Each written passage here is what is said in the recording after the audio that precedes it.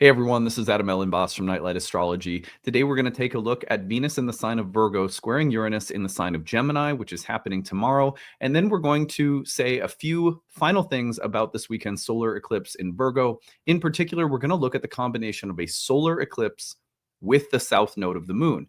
What does that combination of a south node solar eclipse bring? We've taken some time to break down the sign of Virgo earlier in the week. We've taken some time for personal horoscopes. So today we're going to look at one last set of details, which is that combination of south node with solar eclipse. Every eclipse is a little bit different. We had a north node lunar eclipse, now a south node solar eclipse. So looking at the details of those two facets of the eclipse will be part of our agenda for today, in addition to the Venus square Uranus dynamic also coming through over the weekend. So a few things to do today, but before we get into it, remember to like and subscribe. Share your comments, your reflections in the comment section. It helps the algorithm find us. You can find transcripts of any of these daily talks on my website, which is nightlightastrology.com. A couple of promotions I'm going to take you over. We got some fun things happening this weekend here in Minneapolis. If you go to the events page, click on in-person events. We have a fall equinox gathering taking place tomorrow night, Saturday, September 20th, on the eve of the eclipse, between 6 and 8:30 p.m. at the Grapevine Collective, which is located in the new city center in Minneapolis. This is free to attend. Come and have an evening of meditation with us. We'll be talking a little bit about the fall equinox, doing some movement and meditation, having some tea and snacks later. So just RSVP so we know you're coming. It's free to attend. Hope to see you there. Go to events page, click on the Immersive Retreat. Remember that we are approaching the early bird rate deadline for the Oracle Within retreat to Mexico, which is next June. So check that out. There's a video on this page telling you everything that you need to know about it. But otherwise, click on the Immersive Retreat tab and it'll take you there. And then finally, also in terms of upcoming live events, go to Live Talks and you'll see that next week I'm giving the first of a new series of talks on the pairings of the planets. This is an exercise in understanding the archai, or philosophical first principles of the planets, and how they blend or combine in planetary pairings. This is an absolutely essential series for people who want to learn how planets pair in your birth chart through aspects or conjunctions, or how to pair them when you're reading someone else's chart if you're a practitioner. This is going to get right into the roots of the philosophical first principles of the planets from ancient Greek philosophy. So I'm very excited about this series. Don't sleep on it. Might seem like a simple name, Mercury's Many Faces, but you're going to learn a lot about the first principles of the planets in this series. So when you attend that webinar on next Thursday night, we will also record it for you. So if you can't make it, you get the recording. And then finally, Year 1 course. After the end of today's content, there's an informational video telling you about the next enrollment period, which is just open for our Year 1 course, Ancient Astrology for the Modern Mystic. This new course starts in November. This is our first year course in Hellenistic astrology. You'll learn more about it, again, with a little informational video tagged on to the end of today's content. At the bottom, you'll find the early bird rates are available until October 24th.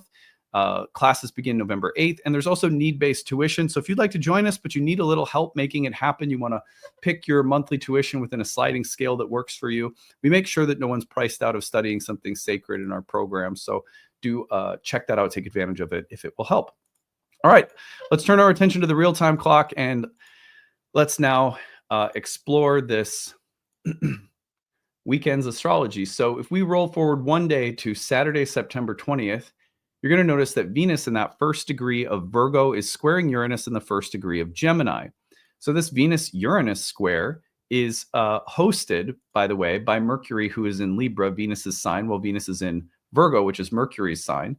So we have a Venus-Mercury mutual reception at play while Venus is squaring Uranus. That Mercury-Venus mutual reception with the square to Uranus is also the host of the eclipse. What does this mean? It means that the eclipsing event on Sunday is most likely connected to the delineation I'm about to provide you for the Venus-Uranus square. So keep that in mind, because everything that we are about to go over in terms of those big things to watch for are going to be connected to the eclipse, because it is precisely that dynamic between Venus and Uranus with the underlying Venus-Mercury mutual reception that's hosting the eclipse. All right, so I'm going to give you 5 things to watch for given the combination of Venus and Uranus. These are standard archetypal themes that typically pop up anytime the 2 planets combine in any aspect whatsoever, but especially hard aspects like squares, oppositions, even conjunctions. So what should we watch for? Well, the number one thing to watch for, and think about this as dovetailing very smoothly into the eclipse and the meaning of the eclipse, okay? All of these things on the list are sort of like starter fire to get the fire going. The first little logs and kindling you put on the fire, this aspect is sort of starting the fire of the eclipse. You could think about it that way. I don't know, fire seems kind of destructive. Anyway, you get what I'm saying. The breakup of routines and habits, especially in relationships. Venus, Uranus, when they get together, especially through the Uranian influence, will break up established patterns of thought, perception, communication, lovemaking, style of relating, the kind of people you hang around, the kind of people maybe you're hung up on. But either way, wherever there are routines or habits that exist in relationships, wherever there is some flow or sense of even harmony or stable behavior in relationships, Uranus will disrupt that. Now, if you're looking for more fun, if you're looking for a shakeup, this could not come at a better time. But at the same time, sometimes these aspects create disruptions in the force and they can be destabilizing.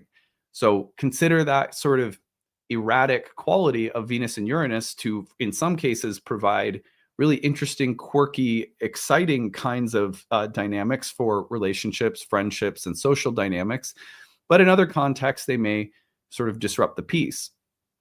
Regardless, there's an evolutionary reason, you might say, for why this is happening. And it's good to sit with it and be careful of being overly reactive or impulsive when the dynamic shows up. Number 2 would be creative emancipation. Here's another way of thinking about it. When we have a planet in Venus that represents things like art and beauty and creativity, the impulse to paint or write or dance or play a musical instrument, often Venusian. When Uranus comes along, if there has been stuck or stagnant creative energy, suddenly there will be an eruption of great expressiveness, of great an aesthetic release of energy. It's like splatter paint on an empty open canvas. So think about the liberating or freeing of stuck creative energy. Venus and Uranus, very powerful in that respect. In fact, I think back to the recent transit that Uranus made to my own natal Venus. This was from Taurus to Leo. I have Venus in Leo. That square brought the Grateful Dead into my life. And through a summer of going to a bunch of shows with my wife, who's a Deadhead, and I just fell in love with the band. I started writing my book. I had a creative breakthrough, returned to guitar lessons for the first time in some years. So that kind of like that push that you need creatively, very Venus-Uranus. Let's go to number 3, awakening new desires. If Venus represents what do I want? What makes me happy? What fulfills my desire body? What makes me feel sensual or what feels good? Uranus, as an awakener, can awaken within us the desire body itself if it's been dormant or asleep. Like, one of those movies where someone who's maybe a little rigid or repressed, or suddenly they let their hair down and they start, loosening up.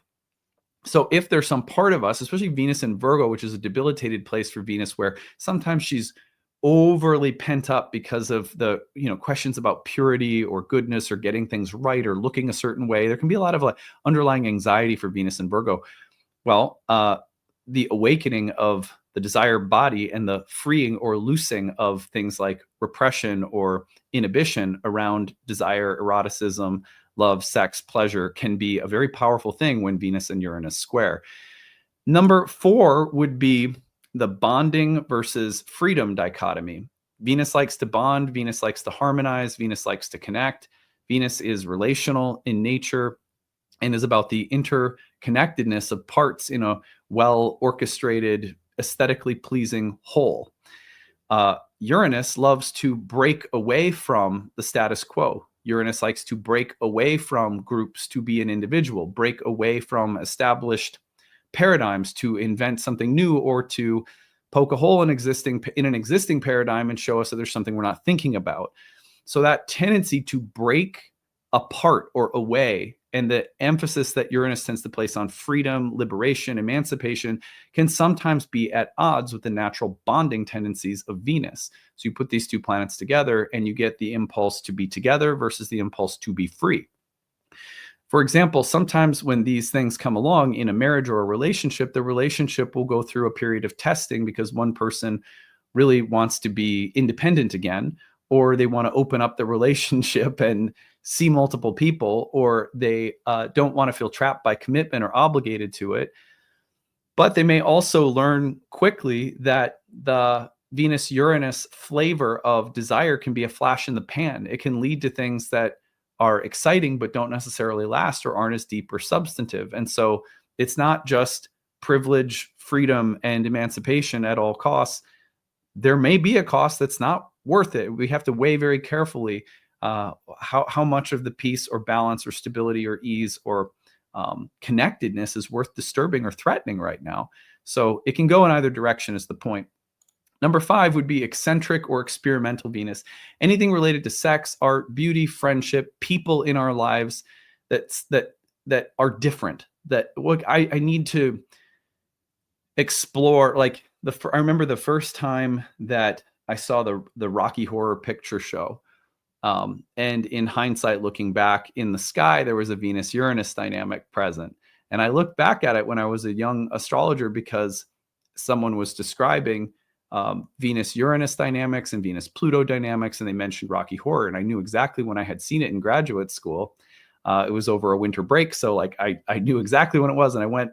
Anyway, so the point is that there was a Venus-Uranus dynamic present. And so the eccentric or experimental Venus, the one who is provocative in the way they wear makeup or the colors they choose or the costume that they wear, so to speak. It's like, the plumage of a peacock, radiant and spectacular. And there's like Uranus grants like a kind of individualistic bravado to the expression of fashion or style or taste or beauty. That can also lead to things like, let's get experimental in what we do for fun, or let's get experimental in the way we make love, or whatever the case might be. So eccentric or experimental Venus is also something to watch for. This is a list that you can rely on archetypally. So now remember that this Venus-Uranus dynamic features a Venus in Mercury sign who is in Libra in Venus's sign. So there's a mutual reception between Mercury and Venus is squaring Uranus. The mind, communication, speech, relationship dynamics, and the sudden burst of creativity or disruption of some of those dynamics is at the heart of what this eclipse is bringing through, because that dynamic that happens just prior to the eclipse features the ruling planet. So everything we just mentioned may very well be at the core of a sequence of events that you experience that is closely tied to what the eclipse means for you. Keep that in mind. All right, now on that note, what I want to do is talk briefly about solar eclipses and the South Node and how a solar eclipse at the South Node might pair together. I'm not talking about Virgo. We've done that earlier in the week. We're not talking about horoscopes. We did those yesterday, right? We've spent a lot of time this week looking at this eclipse from a variety of different perspectives. I highly recommend you go back and look at those videos if you haven't seen them yet. Also, and this is just something to plug, last week I did a lot of episodes on the grand water trines that are coming. Those are very powerful transits, and I highly recommend you go back and watch those videos as well, because beyond this eclipse, that's the next big thing happening. And if you haven't yet prepped by watching those videos, I highly recommend it. Anyway, that's a side note. So here's 5 things to note about what ancient astrologers in the East and the West, ancient Indian and Hellenistic astrology, said about solar eclipses. And so I'm going to go through those, and that way we start with an understanding of what solar eclipses typically bring. First of all, solar eclipses, because the eclipse is of the sun, and the sun is representing something like the ideal, the archetypal, the archai of the sun. The first philosophical principle is that of the intelligent design and array of the archetypes in creation. So the sun is like the Platonic realm itself. What does the philosopher find when they get out of the cave in Plato's allegory? They find the sun, the light of the sun illuminating the real forms, reality as it truly is. What do we call the greatest moment of intelligence spiritually? Enlightenment. So on a kind of ideal level, the eclipsing of the sun can bring disruptions of law and order.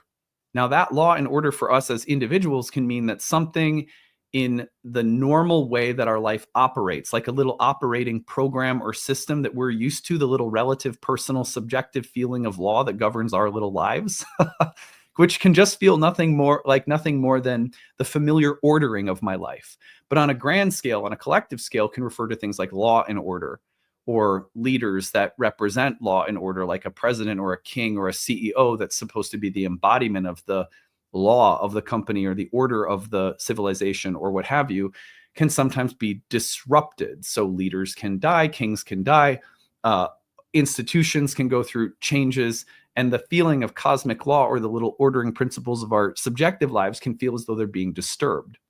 That's like a very basic understanding of solar eclipses. That's number one. So disruption of cosmic order. Now, I jumped ahead. Number two would be the disruption of kings and leaders or fathers or anyone that represents a solar figure or central power, central authority. Bosses, parents, kings, leaders, CEOs, people in positions of authority, people in the spotlight, sometimes even famous people, may come into the spotlight controversially or celebrating some great act or milestone, but the fate of solar figures will often figure prominently, almost like a byproduct out of that feeling of the law being disturbed, because often leaders are sort of their fate in the public is an emblem of moral cosmic law somehow, but also they often represent the cohesive ordering or structuring of various systems or institutions and so forth, even a family. Okay, now those are two interconnected ones. The third one on my list here would just be omens of crisis or transition. This could be a healing crisis. It could be a life transition that just represents a change of direction or purpose.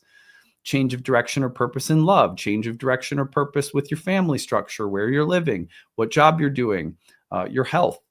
Anytime that there is an omen of a change of purpose or direction, a transition that occurs, sometimes with an aura of crisis, or let's call it a bit of drama, that is pretty normal for a solar eclipse, but more or less typically depending on where it falls in your chart and if it's landing on an angle or if it's landing on another planet, squaring a planet, etc. Now, I will also say that solar eclipses can be very purifying. In general, ancient astrologers thought of solar eclipses as times that we could, especially in the Indian tradition, purge ourselves of unhealthy wants or desires or fears. Purging ourselves or cleansing ourselves of unhealthy wants, desires, or fears is not always an easy thing to do, but somehow eclipses can become portals of almost like purifying the light within us and getting rid of shadowy influences, unhealthy influences that could shadow the light. And so becoming aware of those things often happens around solar eclipses, offering us the opportunity to redirect ourselves in a more constructive manner. But also, you can imagine that the becoming aware of something that has been a shadowy impulse or desire or drain on our health is sometimes going to perpetuate that feeling of crisis or of the unexpected sort of showing up. There's a revelatory sense of an eclipse. Wow, revealing something. It's a bit of an epiphany. Sometimes there's a little shock that comes with that. Finally, revelation. And this is connected to what I just said, but it's more broadly speaking that we become more aware of something. We might feel illuminated or wiser, like something unconscious has become conscious. And that can, broadly speaking, lead to an enhanced or improved sense of wisdom or understanding, which then has the power to redirect, to cleanse, to heal, to help, to affect change in some other area. But sometimes the main way we experience a solar eclipse is I was ignorant and now I'm wiser. That's the light and the dark contrast. Now, there are 5 things that I want to give you to think about with solar eclipses as they pair with a south node. A south node, and I'm going to talk now specifically about Vedic astrology, where the history of the nodes has been most fleshed out, in my opinion. So we think about K2 in Indian astrology in particular. K2 is associated with a variety of very complicated, interconnected themes. One of them is past life karma and residues of past lives. That's common in modern evolutionary astrology as well. However, that's not the whole story with K2. So we'll add some more to this, but there is the sense of there being something deep, ancestral, historical, weighty, old, cyclical, recurring, something that we're facing from the past that has a lot of history behind it, or something that it feels like there's a karma that's blossoming right now, and it's kind of like, I've been here before. This feels familiar. This feels old. This feels weighty. It feels like something with a lot of history is finally coming to the surface. So keep that feeling in mind of the South Node having a strong relationship to past life karma.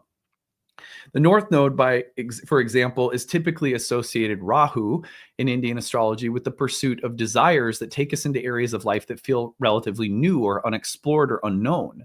And so the feeling of the South Node is very different in that respect, even though they're both quote unquote karmic. Everything in astrology is karmic.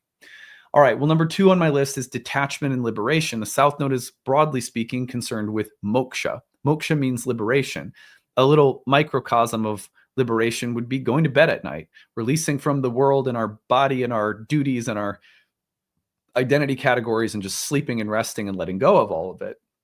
Moksha is something, as spiritual people living many lives where there's a process of grace and learning and evolution unfolding very slowly, very naturally. It's not bad to be here. Let's think about it that way. Then the gradual detachment from problematic desires and like lust and entanglement with the material world is happening little by little by little. But South Node eclipses tend to be those that express themselves in terms of a little more renunciation, a little bit more detachment, a little bit more release from the same old desires, same old attachments. There's a sense of being gradually liberated from worldly identifications with the South Node. So you pair that with the enlightening capacity or the purging, healing capacity of a solar eclipse, and you can see why there might be a sense that this eclipse really provides us with a strong sense of liberation or detachment from unhealthy desires or past life karmas. There's also a strong sense in both the East and the West, but also in Jyotish, of loss, separation, and letting go around the South Node, where wherever K2 sits, there can be experiences of loss or disconnection or diminishment around material things. These losses or diminishments of material things and attachments often serve in that process of moksha. But it's important to mention that not only is there like crystallized spiritual insight and greater detachment on the level of mind, intellect, understanding, and wisdom, but also that often happens because things around South Node eclipses often serve to diminish material things, and therefore our attachment to material things comes with them. So losses or diminishments materially are not uncommon. That can sometimes mean you temporarily lose your health, or you temporarily deal with a limited budget or something. And it's not that, you're screwed. It's that this temporary space of loss is reorienting and reminding you of what's actually important. And that my experience is usually not super severe, so I don't want people to go feeling really scared about that. But it's almost just like the dimmer, if the light on material reality and material concerns and material attachments is turned way up with the North Node, the dimmer switch of the South Node turns it way down, so that when things get turned down and things are sort of diminishing materially, sometimes the psychological richness, the intellectual, the spiritual, the philosophical richness can come forth because the material stuff and our attachments to it is just getting turned down for a little bit. So think about it like that if it helps you, to not feel so much anxiety, because I know it can be a little anxiety provoking. Our number 4 on my list is mysticism, intuition, and things that are hidden. The South Node Ketu was associated with things that are subtler, more psychological, spiritual, mystical, beyond or behind the veil. The North Node Rahu is more like a hamburger. It's right in front of you, looks good, looks tasty. I've never had a hamburger before, and so I want to go do that.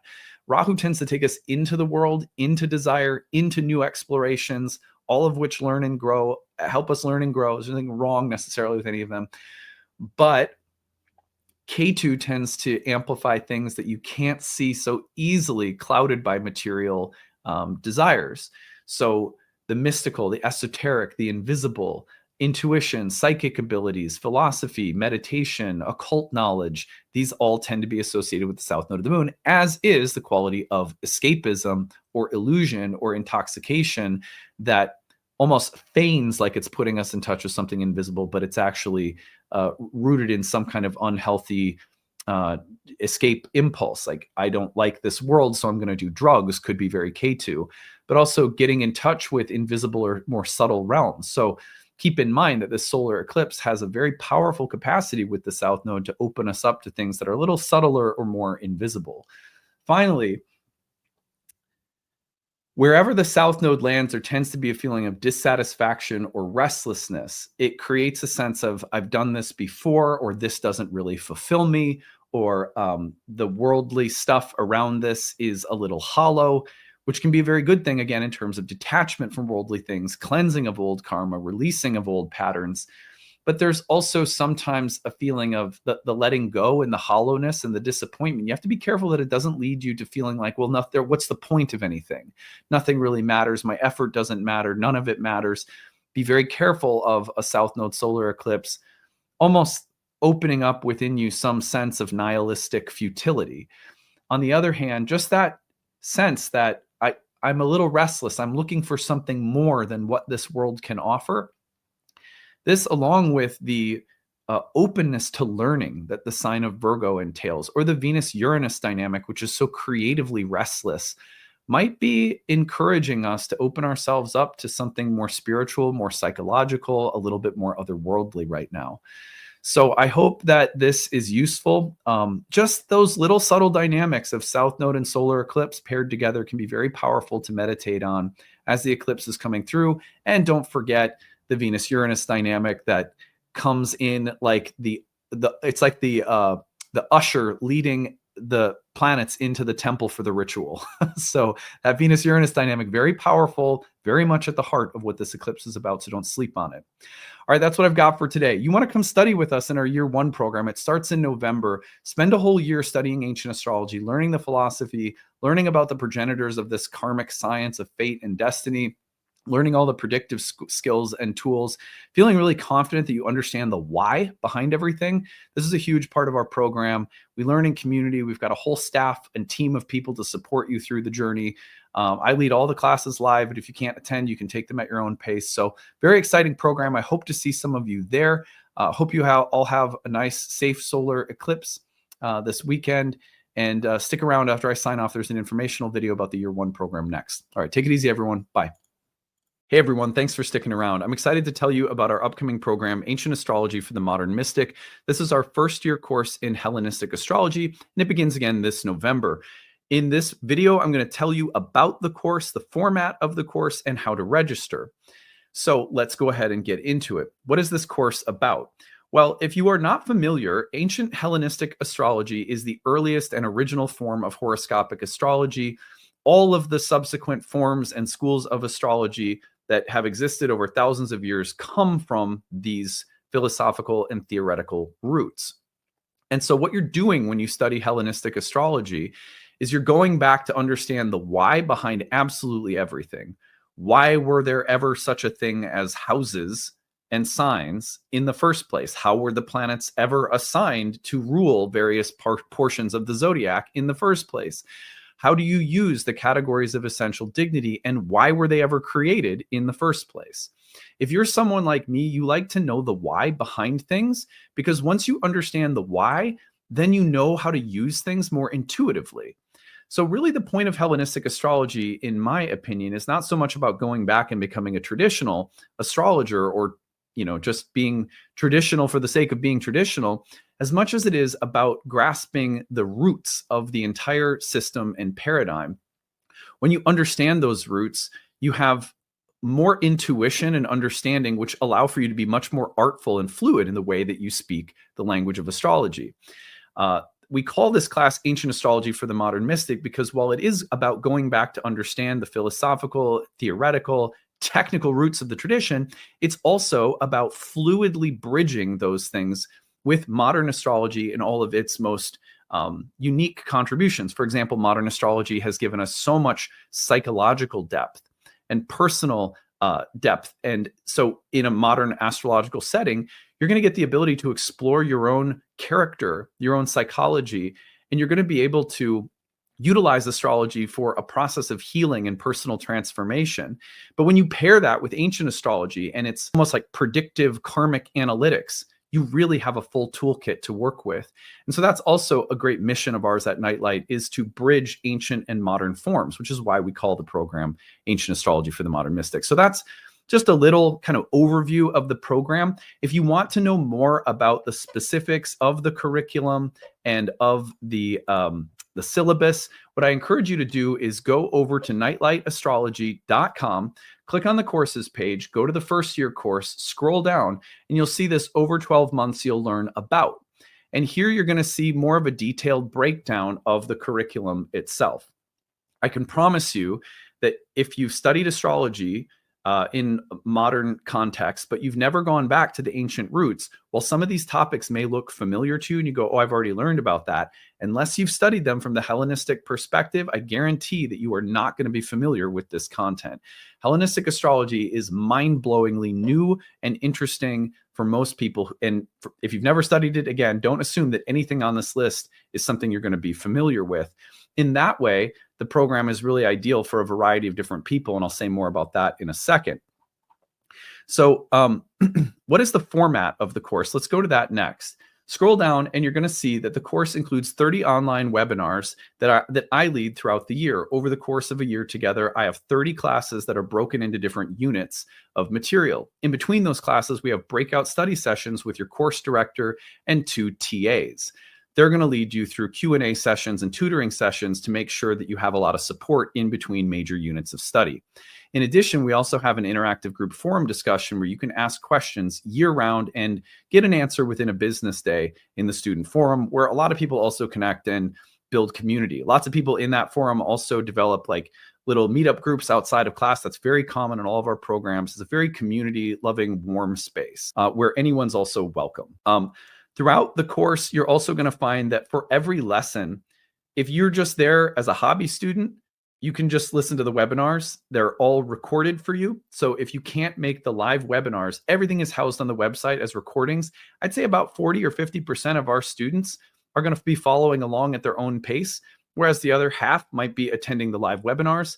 But it's really kind of, you know, if you can attend a few and then one week you got to be gone, the recordings are always there. You have lifetime access to everything in the course, so it's not a big deal. For every lesson as well, if you're someone who wants to go really, really deep, maybe you have the intention to practice professionally, this course is set up with an optional certification exam at the end from our school, from our program. So you can, you know, if you want to build that resume and develop the credentials from our programs, you can do that, but you also, it's optional, so you don't have to. And outside of every lesson, we have recommended reading. We have supplemental bonus content, all of which is optional, but it's there for people who might want a lot more, whereas some people will take the webinars themselves, and that'll be plenty.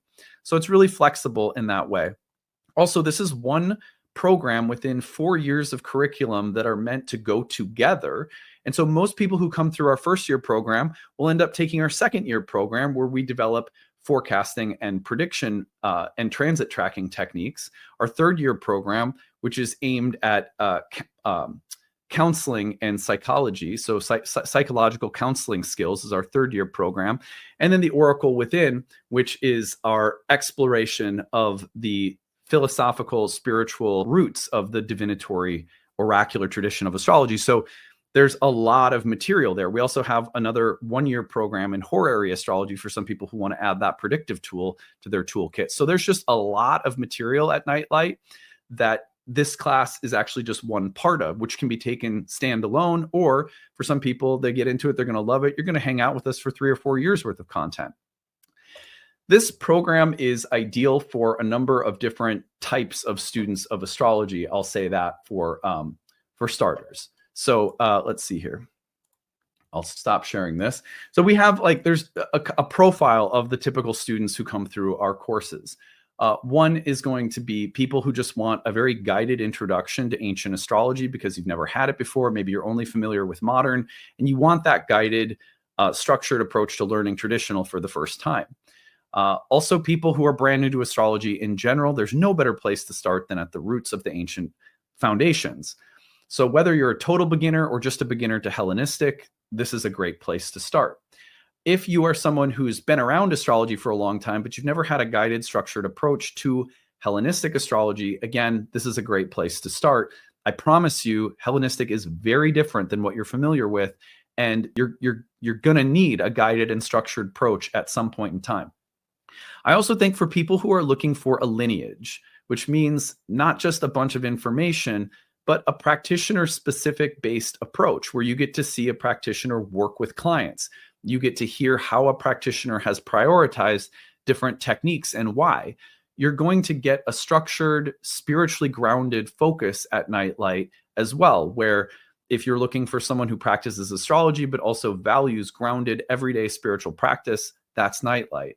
If you want a community that's been in the industry for a long time now, this is our 16th year of teaching programs and guiding students through trainings.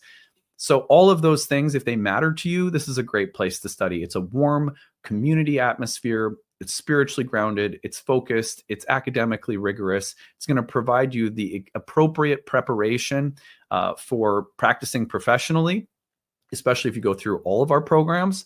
But also for those who are just curious and love astrology for your own personal interests, this is going to be a great place for you to learn and grow and thrive and feel like you have a lot of support around you in the curriculum, the teachers, the community, as you're developing, what might just be a personal interest or spiritual hobby. So that is who it's ideal for. Finally, how you register. You go over to the website. I'm going to take you back there. And it's at the bottom of the first year page. You're going to find that the early bird rate is in effect until October 24th. You can save significantly off the cost of the course when you use the early bird rate, where you can pay in full, or use an early bird installment rate plan. Both are going to save you off significantly off the cost of the course. But also at Nightlight, it has always been our mission to make sure that astrological education is accessible for everyone. So please, if you are someone who would love to take this course, but maybe you can only afford a small amount of tuition per month, use the tuition assistance. It is there. All you got to do is plot, you fill out the little form, you tell us your situation. If you're on a fixed income, if you're on a limited income, if you're part-time, if you're in between jobs, if you don't make a lot and you're on that fixed budget, we understand. We don't want people to hurt themselves trying to study something that is spiritual that we feel should be very accessible for everybody.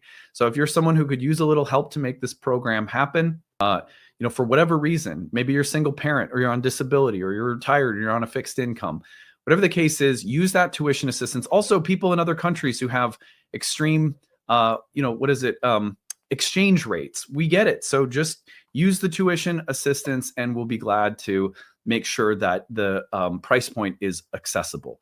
For us, as a spiritual topic, we're a business at the end of the day, but we believe that this is a spiritual topic. And so accessibility has been a part of our model for 16 years now. We've never not had one of our training programs with affordable sliding scale-based prices for people who need it. So please take advantage of that. It's all there for you. I hope to see you in classes soon. And if you have any questions about the program whatsoever, direct them to us at info@nightlightastrology.com. And I hope to see you all coming up here in November. Take it easy, everyone. Bye.